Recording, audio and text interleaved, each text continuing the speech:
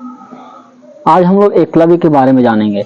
एकलव्य महाभारत का एक पात्र था।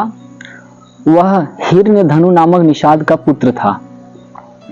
वह गुरु द्रोणाचार्य से शिक्षा लेना चाहता था, क्योंकि उस समय गुरु द्रोणाचार्य बहुत ही फेमस थे और फेमस गुरु में से एक माने जाते थे। पर एकलव्य को पता था कि गुरु द्रोणाचार्य उसे शिक्षा नहीं दे सकते, क्योंकि वे कुरु किंगडम के साथ बंधे हुए थे। वे वचनबद्ध थे।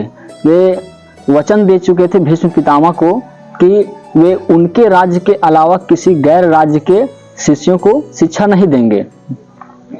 फिर भी एकलव्य क्या करता है, वन में जाता है और गुरु द्रोणाचार्य से छुप छुप कर ट्रेनिंग लेना शुरू कर देता है और गुरु द्रोणाचार्य के प्रतिमा बना के अभ्यास करना शुरू कर देता है।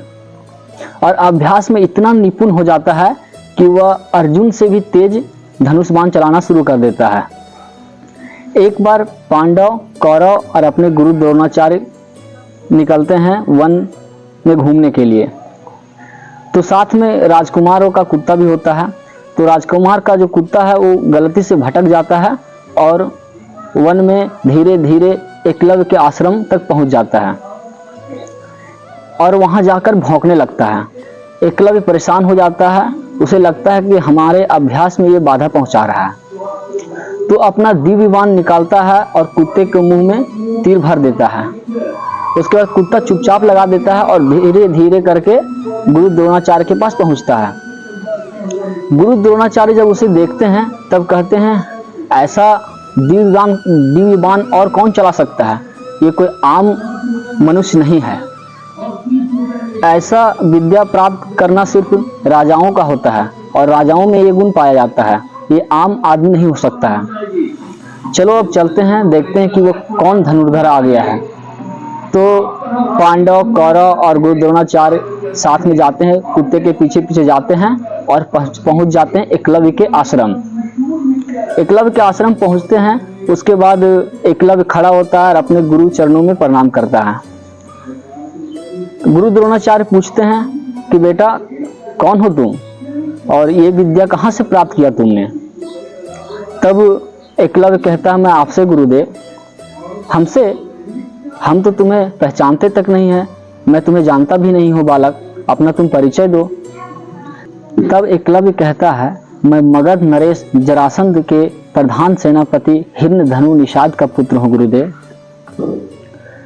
अब सच्चाई जानिए क्या है। एकलव्य कहाँ से बिलोंग करता था? मगध से। और गुरु द्रोणाचार्य, पांडव और कौरव हस्तिनापुर से बिलोंग करते थे। और गुरु द्रोणाचार्य वचन दे चुके थे भीष्म पितामह को कि वे अपने राज्य के अलावा किसी दूसरे राज्य के शिष्यों को शिक्षा देंगे नहीं। और एकलव्य कोई आम आदमी नहीं था। वह जरासंध, जो मगध राज्य का राजा था, जरासंध, जो कृष्ण भगवान का कट्टर विरोधी आदमी था, उसके प्रधान सेनापति, जो आर्म फोर्सेस होते हैं, उनका प्रधान सेनापति का पुत्र था। तो गुरु द्रोणाचार्य को ऐसा लगता है कि आने वाला समय में ये विद्या का प्रयोग हमारे ही राज्य के खिलाफ इसका शुरुआत करेगा और प्रयोग करेगा। उसे लगता है कि आने वाला समय में हमारे शिष्यों को ही ये नुकसान देना शुरू करेगा। इसीलिए वे बोलते हैं, बेटा अब शिक्षा तो प्राप्त कर लिया, पर गुरु दक्षिणा के रूप में तुम्हें कुछ देना होगा। तो एकलव्य खुशी से कहता है, हाँ गुरुदेव, आप जो मांगे हम तैयार हैं। तो गुरु द्रोण कहते हैं कि हमें तुम्हारा अंगूठा चाहिए। गुरु द्रोण खुशी से मांग लेते हैं, लेकिन एकलव्य भी पीछे नहीं हटता और अपना तलवार निकालता है और अंगूठे को काट के गुरु चरणों में सौंप देता है। तो ये था असली सच्चाई। आप लोग बहुत सारे सुने होंगे कि एक गुरु द्रोण है सो अंगूठा मांग लिए, गलत था, ये ऐसे था वैसे था। ऐसा कुछ नहीं था। गुरु द्रोणाचार्य भी किसी के बंधे हुए थे, किसी के अंडर थे और वे वचन दे चुके थे, इसीलिए उसे मजबूरी था। आज हम लोग ये भी जान लेते हैं कि जरासंध कौन था। तो जरासंध भगवान कृष्ण के जो मामा थे कंस, उनका ससुर था। जरासंध भगवान कृष्ण और बलराम को मारने के लिए उन पर 17 बार आक्रमण किया था, लेकिन बार बार फेल होता गया और भगवान कृष्ण उसे बार बार छोड़ भी देते गए। तो बार बार वो हर बार आता था, अपने जो कृष्ण भगवान के खिलाफ राजा थे उसको एकत्रित करता था और भड़काता था, और बार बार भगवान कृष्ण और बलराम पर आक्रमण करने आ जाता था। तो बार बार छोड़ने के बाद एक बार बलराम भगवान कृष्ण ने पूछ लिए, केशव तुम बार बार इसे जरासंध को छोड़ क्यों देते हो? जब उसका सेनापति या उसके सेना को मार देते हो तो इसे भी मार क्यों नहीं देते?